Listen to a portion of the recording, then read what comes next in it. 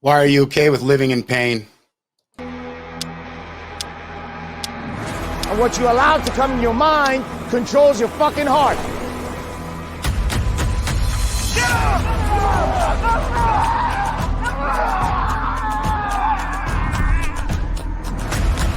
A man's word right now doesn't mean shit.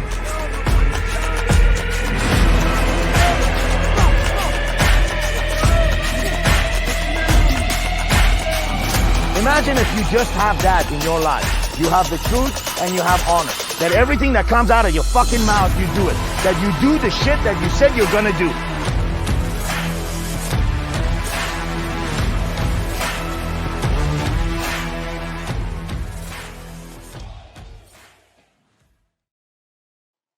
Welcome back. This is the Warrior Week podcast. I am your host, Coach Max, and this is our coach, Coach Sam. How are you doing today, Coach? Good, man. How about you? Very good, very good. Today, Coach, I have a very good topic. I wanted to talk about the pain of man, and I'm curious about really why are men okay with living in pain?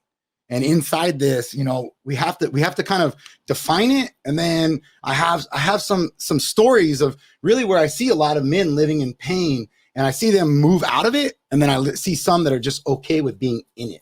So can you help us, at least me, understand a little bit better about pain? Why are men okay to live with pain? It all comes down to what's in between the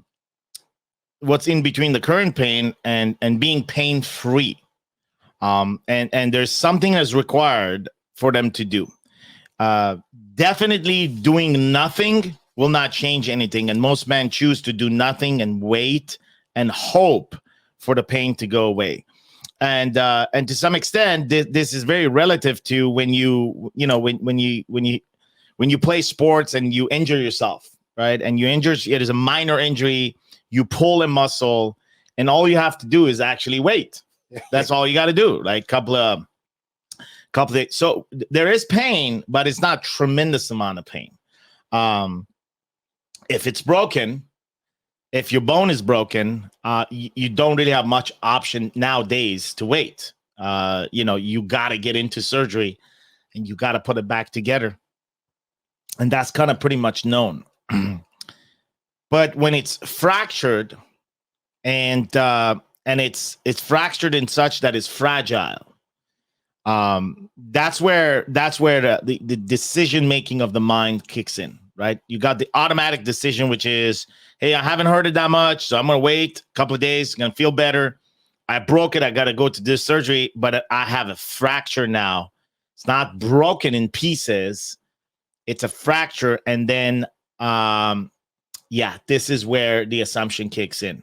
First, you assume that it's not a big deal because it's not broken, or at least you think. But then what's the definition of a fracture? Is it broken? Is a fracture equal? In many cases, a fractured bone is equals as painful as broken.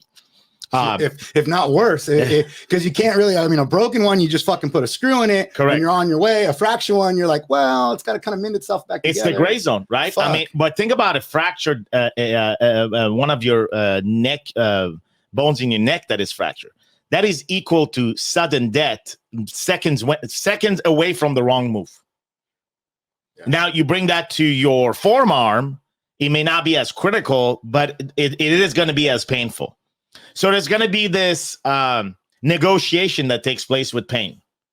And depending on your level of fear, and depending on your level of fear of what, some people don't fear pain. Some people don't fear fractures. Some people they have so many broken bones in their body. It's like one day, just another day. But they do fear surgery. They do feel hospital. They do fear, long recoveries. They fear those things. Some people actually fear broken bones and fear getting hurt, and they don't fear the doctors, but they do fear the actual pain, and their level of tolerance of pain is not high. So all that put together as an analogy puts you and I as a man in a particular scenario to deal with pain. And pain comes in many forms. Pain comes in mainly in our relationships. The main one being the one that we hold with the most significant person in our lives, and that should be our wife and our children, friends and families, and the people that are in our world. And then there's also pain that could be caused by the world and, seeing the innocent people dying. Not everybody feels that pain. Some people feel sympathy, but actually some people feel the pain of other people in the world much deeper. And then comes in the pain inside of the financial portfolio of our lives. There comes the pain in our health. And there comes the pain in many cases in feeling alone in the world of spirituality and just the connection with God, and sadly not knowing anything about him, and to some extent dismissing the existence of that relationship, which by itself causes a massive void. And I would say that's the biggest pain any man can go through, but not every man has the balls to fucking admit that, because the ego has replaced that sensory of pain in men. The ego masks that particular pain really well. And even today's world, like you'll see people opening up about pain in business, pain in relationship, pain in marriage, but rarely you see people opening up in pain in the lack of existence of God and guidance in their life, until they get to a point when they brought in their fucking knees and there is no other choice but to declare that how painful that is. But ultimately, it takes that point of transaction for a person to get on their knees. And the beauty of this is that the current pain of our lives today is a massive indication to get on our knees today and not carry that massive pain of lack or void. We might have got into a conceptual definition of this, but at the end of the day, why do men not act upon the pain is, number one, they think they know better. We think we know better. We all have been in that situation. Yeah, absolutely. Number two, we don't know what to do, so we wait until we receive some instruction from somebody, so we bury the pain. Number three, we handle the pain. We wrestle with the pain and we handle the pain. We can carry the pain for years in order not to be the guy that is declaring that he has that pain. So we mask it under our character, under our confidence, under our certainty. We reframe that it's not painful, that we reframe it with positivity, that it doesn't matter. I'm going to be positive. Positivity is the biggest fucking lie a man is telling himself in today's world, 2022. Keep a positive attitude is really a definition for be a liar and don't talk about the pain that you have right now. Don't be negative, so be positive. There is no negative or positive. There is pain or not pain. If you have pain, you should talk about it. If you don't have pain, then don't talk about it.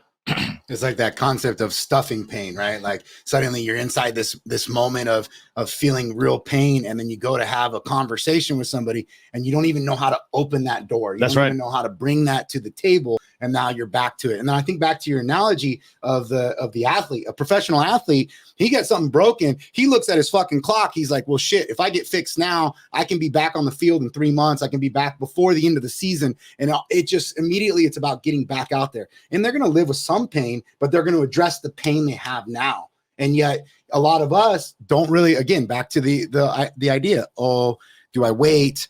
Do I get help? I'm going to mask this. And there's no action on it. There's no action on the pain.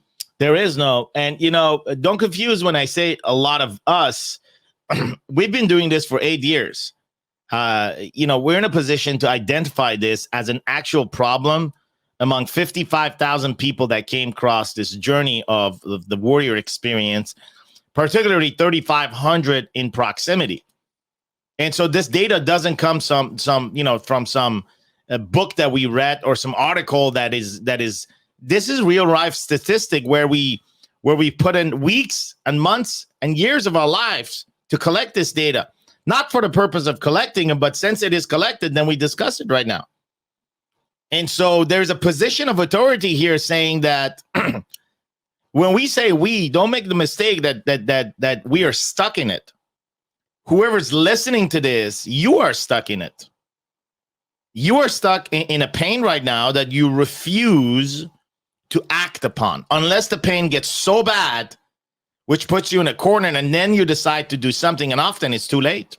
It's like the pain of the daily lie, right? Like, oh, hey, you know what? Today I'm going to go and do this and you don't do it. Or I'm going to go work out and you don't go work out. Hey, I'm going to work on my business and you don't work on your business. And you tell yourself these daily lies, and it goes back to the core, right? You just fucking tell the truth, and tell the truth to yourself first before you try to tell it to anybody else. Because if not, what that pain just compiles. And I didn't really see it until Warrior that, you know, specifically working with the Men in Warrior Week, that the pain is correlated to the daily lie. It is. It is not telling the truth.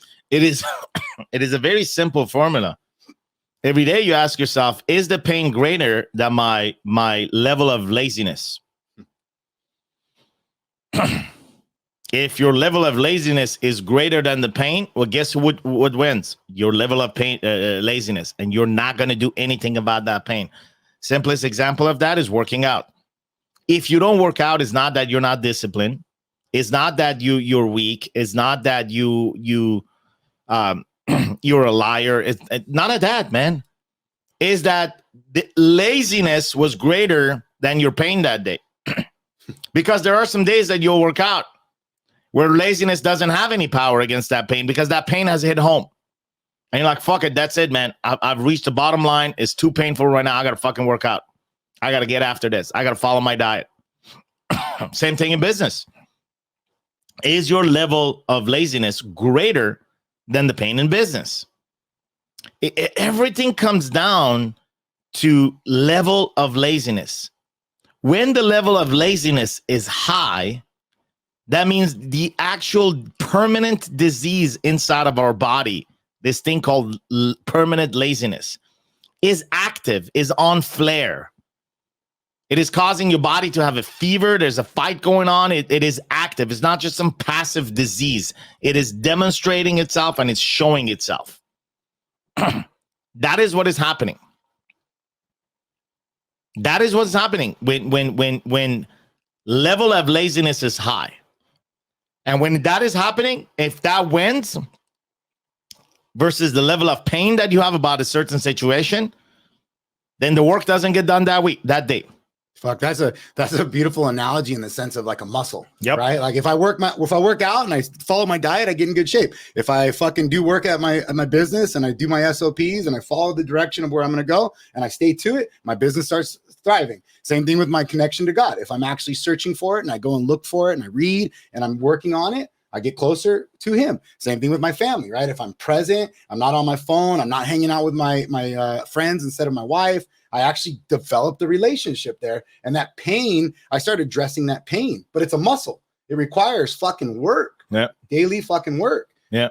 And, you know, I feel too that this idea of being pain-free almost starts becoming a hope for some men. And that's where the pain in me, I guess, comes out, right? Because it's like, it's not a hope, it's a reality. Yeah, you don't want to be pain-free because if you're pain-free, you're numb to pain.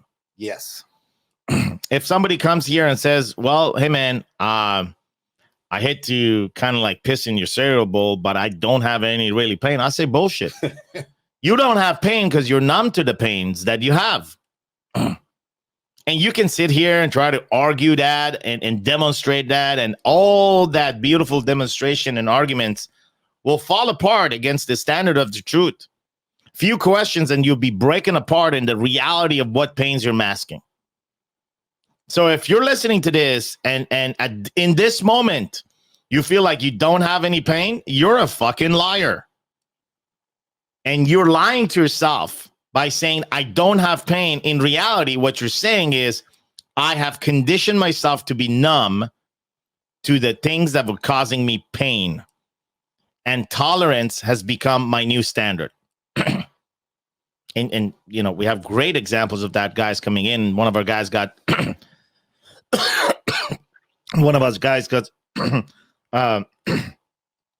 addicted to the condition of the pain in his marriage in such that he would just not feel it. He would not feel his wife cheating on him. His wife not listening to him. He would not feel his wife not respecting him. He would literally not feel the pain of his wife ignoring him every single fucking day and controlling his fucking life. Yeah, even wanting to get specifically with that man, I think about it. He wanted to get in shape. He needed his business was on fire, his relationship was on fire, but his connection to his wife was not. It was burning down, if anything. And then his connection to his body was burning down. There was no connection. There was no sex. They were not sleeping with each other. Maybe once in a while, the wife was constantly drunk. He would tolerate that. He would accept that. The wife would drive the kids drunk. I mean, already I'm giving you so much that, you and I will be like, no fucking way. This is repeating itself. You come home and your wife is not home. And then you go to the bar that you think that she may be there miles away from the house. And there she is sitting there talking to an old boyfriend. You come home back home and you accept that. That's being numb to pain. Deep numbness. Deep numbness. Well, inside that, how do we move away from living in this lie and this pain and move into something greater? How do we rid ourselves of that? Well, to begin with, you have to be clear on what is something greater is. And it requires an investigation for clarity. And what is it? If it's not this relationship, if it's not this pattern, if it's not this behavior, if it's not, this slavery to your laziness, if it's not it, then what is it?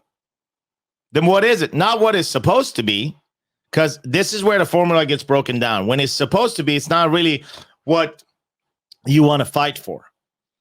So to even be able to move, it's number one to that's a huge question what you're asking. And really, the answer to that, it starts with step number one, which is feel where you at. Feel the pain of your current location. It's like you want to leave from this location and you want to go to a destination. And, you're asking me, I'm the taxi driver. You're asking me like, okay, where should this guy go? How the fuck do I know where should this guy fucking go? I'm a fucking taxi driver. This motherfucker needs to say, like, at least understand where the fuck am I picking him up? Yeah. Where am I picking you up? Yeah, knowing versus not knowing. I know where I'm picking this guy up, but this motherfucker needs to know where he's being picked up. So when he's dropped, once he's clear on where he wants to be dropped, then he understands the distance and the time, and then there is no funny business when it comes to paying for your fucking bill of the taxi driver. It's not just so that I know as a driver, but as the person that wants to be driven, you got to know where the fuck you at. It doesn't matter if I know exactly where you are. I do this every day. I come pick up people here in this location every fucking day. You're at the intersection of denial and fucking pain. Good. Denial in your marriage, pain in your fatherhood, pain in voicing your opinion, speaking out, pain in taking a stand at work, taking a stand in your business, taking a stand in society, in your culture. Like, you're at that intersection. You're at the intersection of being a fucking liar. That's the intersection I'll pick people up. I'm a special force taxi, fucking black taxi that picks people up at the intersection. I'm a fucking liar and I have pain.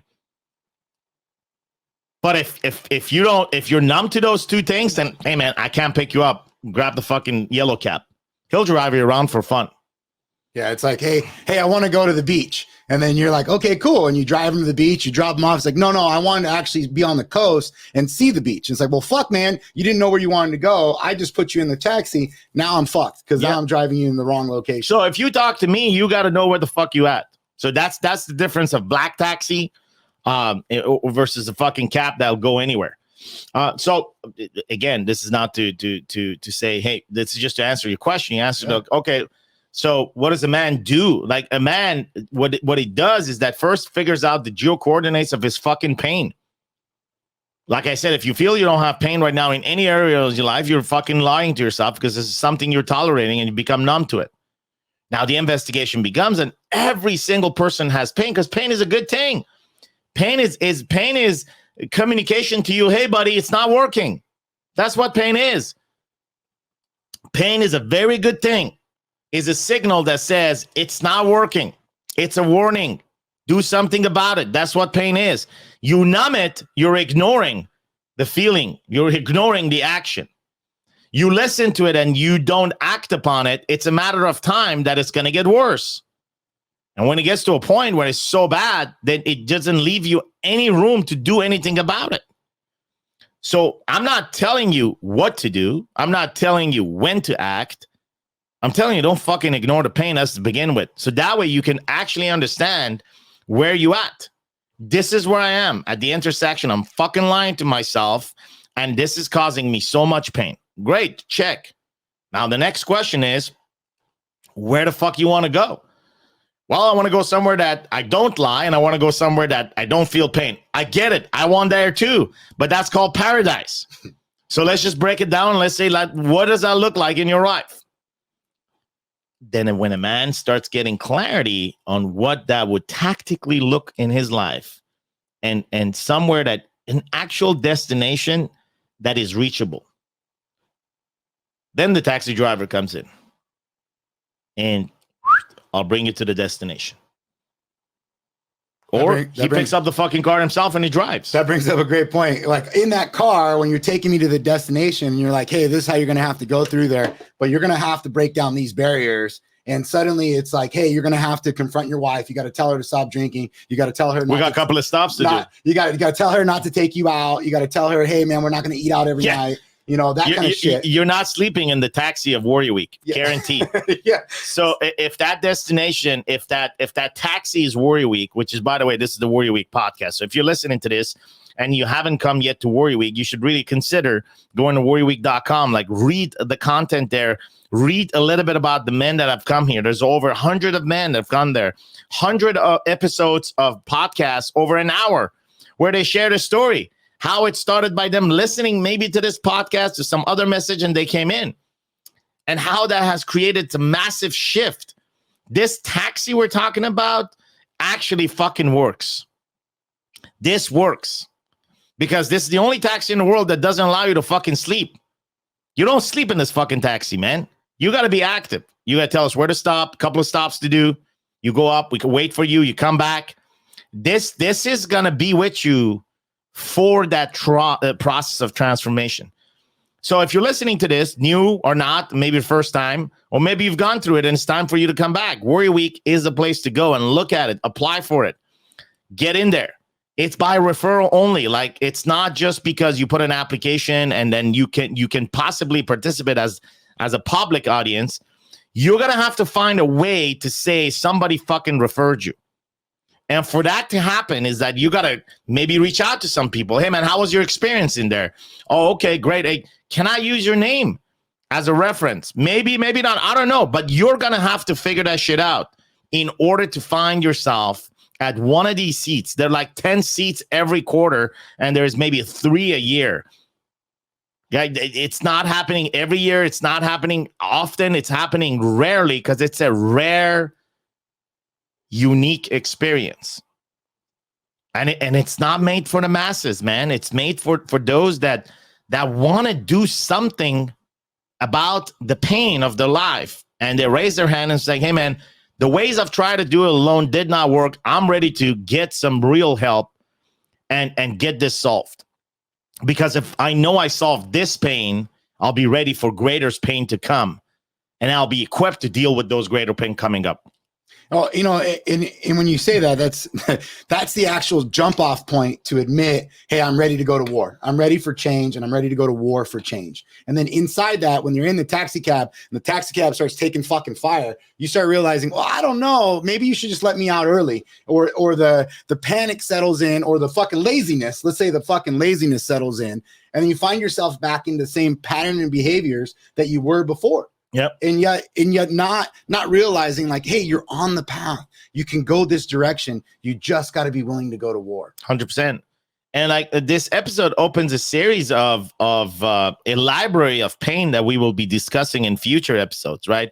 Now that we painted pain and the importance of pain and what it takes from a painful location to a pain-free location, if such a location ever exists, because I do believe that you walk from one pain to another one. You walk from one problem to another one.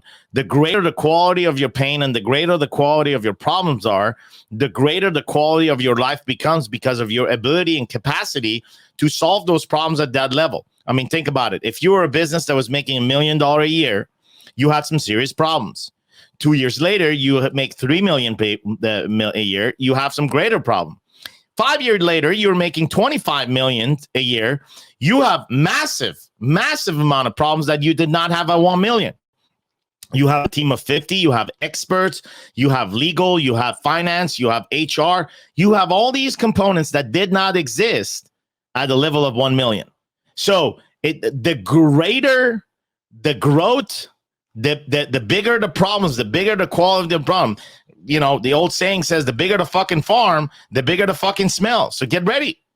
I love that concept because, you know, that truly drives me to want more, and it drives me to want to continuously investigate and know that, hey, the pain is part of my existence. It's part of the gift that brought me here, right? And in the moment that I numb it or I deny it or I stuff it, I'm not existing. I'm not being the man that I want to be. I'm not being the man that I can grow to be as long as I fucking address the pain. 100%. And the mission of Warrior Week is to fight for you. That's what it is. This taxi that you get in, it's just a long conversation between the taxi driver and you, convincing you that you matter, that the only one that can solve your problem is you. That stop looking for the next guru, stop looking for the next coach, stop looking for the next program. Please stop looking for another man to tell you what the fuck to do with your wife and your kids. That is the worst thing that you can ask with. This beautiful gift that's given to you in your stewardship. It's not up to anybody else to tell you what to do.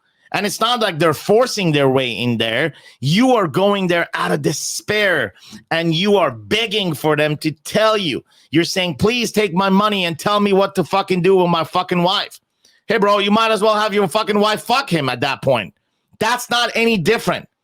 I'm giving you a graphic and a visual way into not doing these desperate moves, because in that taxi, we are going to fight for you. We are going to fight for you and say, hey, everything inside of you is already packaged for your greatest version to appear. And there is a book out there that tells the truth, and that book is sufficient. You do not add to that book. There's no additional revelation or truth that comes in that adds to that. It is complete. It has 66 chapters. The word of God is already written. The truth is there. It's a matter of it whether it becomes your center or not. And when you do make that your center, you have a cross point of reference of what is true and what is false. And the more you put yourself in alignment with what is true, the more you see of fruits of truthful willingness of his in your life. You know, people say, everybody's good. Everybody's not good. That's not true.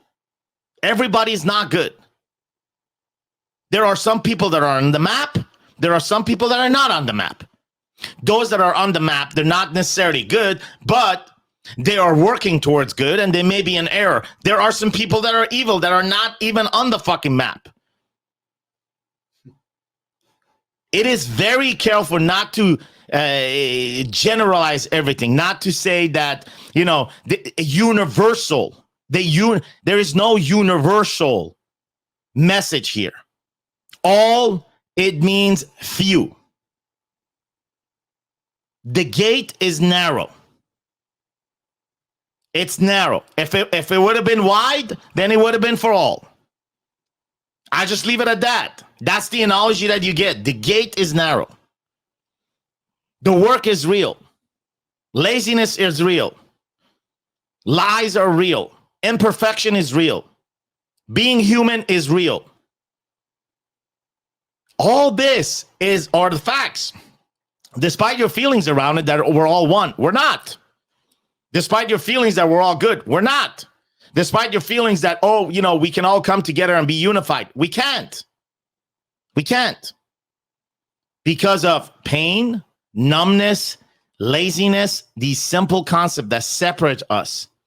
Separates the people when I'm telling the truth and those that want to lie.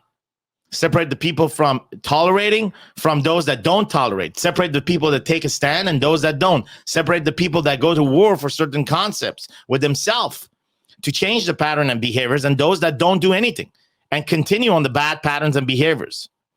This is not a game of perfection. This is not a game of who's going to do it better than anybody else. No matter how good you do, it's not fucking enough because we're fucking human, period. But it is a game of awareness. It is a game of a direction. It is a game of obedience. It is a game of knowing where the instruction comes from rather than just pulling it out of your fucking ass because you feel to.